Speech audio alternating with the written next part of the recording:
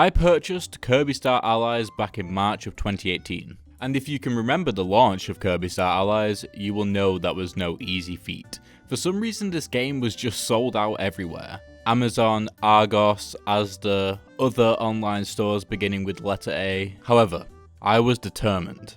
I ventured out into the real world to a store called Granger Games, who had but one copy left in stock. I think I was their last customer because they went under shortly after the transaction. Anyway, the point of the story was that I put a lot of effort into getting this game. I spent my hard-earned £45, I went outside, I went into that real world, all for this game. Did I complete it? No. Do I remember why? Barely. So recently, after it had been collecting dust in my cart case for over 2 years, I decided to slide it back out and back into my Nintendo Switch. I grabbed my Kirby juice, reclined my chair, and prepared to have a good old Kirby fun time. This game isn't fun. Let's break down why. Companions in video games are usually to add to the gaming experience in one of two ways. Either to add to the gameplay or to add to the story. However, when a companion does both of these, that is when I feel that their in-game purpose is justified and beneficial to the overall experience.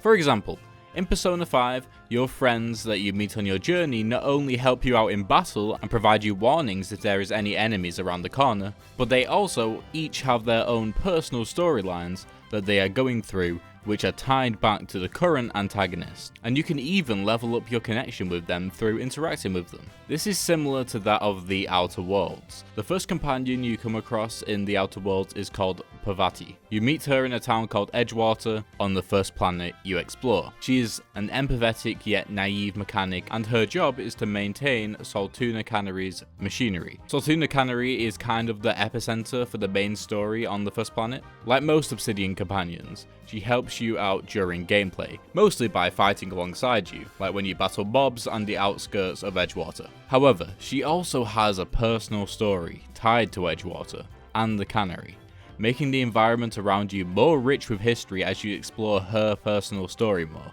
either through conversations or data logs. The culmination of what cemented Parvati and the Outer Worlds as a game that does companions right was when I shot the main antagonist of the first world without hesitation, which was met by her reaction, which I didn't even contemplate would be a possibility. You out of your mind? You just killed him.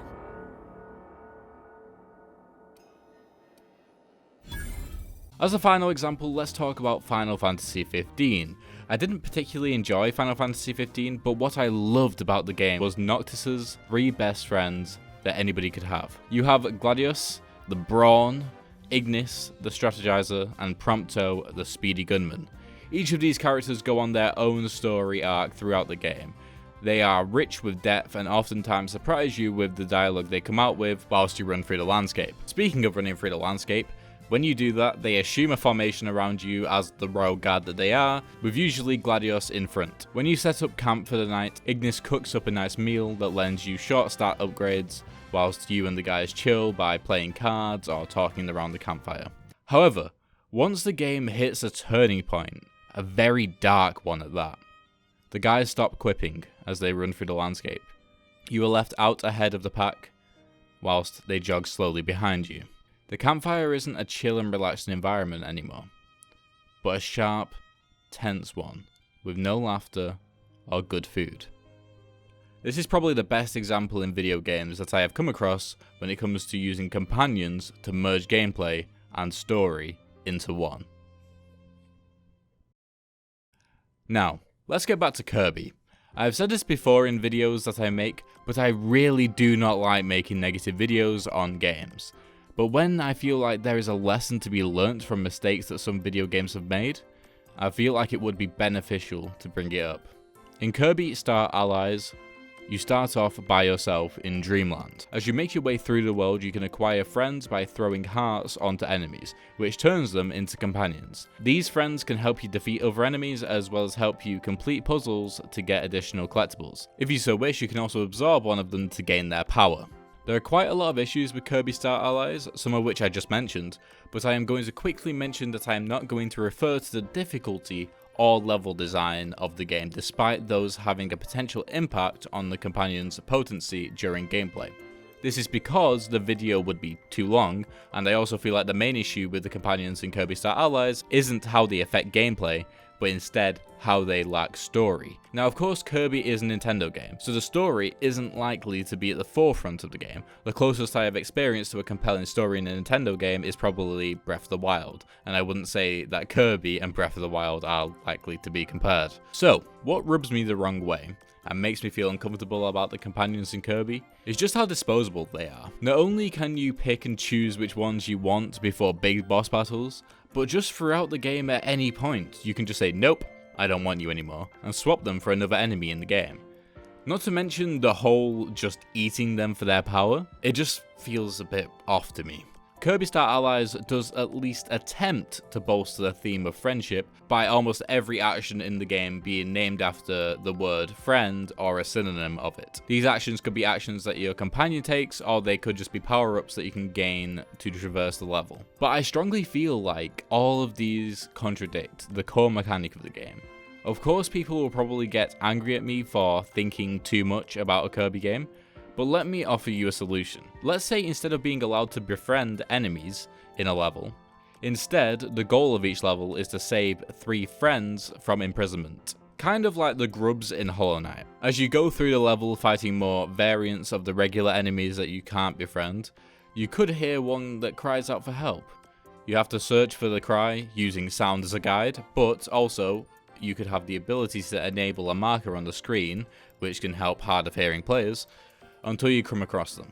Breaking them out can just be as simple as bashing them as you walk past, or maybe you have to complete a puzzle using a companion's ability you have previously saved. This would make your companions feel more special and less disposable, as the imprisonment would add to its implicit story of the game through the environmental storytelling, as well as tying a personal story of saving them to the companion. When it comes to gaining powers, which is a staple of Kirby gameplay and something which can't just simply be ignored, I would suggest that when you break one of your friends out of prison, they will give you the option for them to lend you their power. So instead of eating them, you can instead eat the hat or symbol that represents them, and then they can continue to fight in your party. This again bolsters the theme of friendship, as your companion, as a thank you for helping them escape, is both offering to fight alongside you, as well as lending you their power. Again, this is a Nintendo game, so I don't believe that the story is something that people yearn for when it comes to these types of games, but I do believe that this style of implicit storytelling can go a long way to improving not just the player's potential feelings and engagement with their companions, but it could also lend itself nicely to the gameplay as well.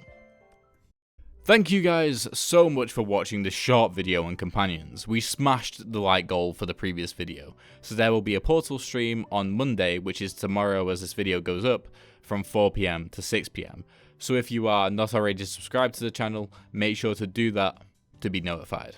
Also, the like goal for this video is 15 likes, and if we can reach it, then I will be doing a stream about my top 5 games I have played in 2020 so far.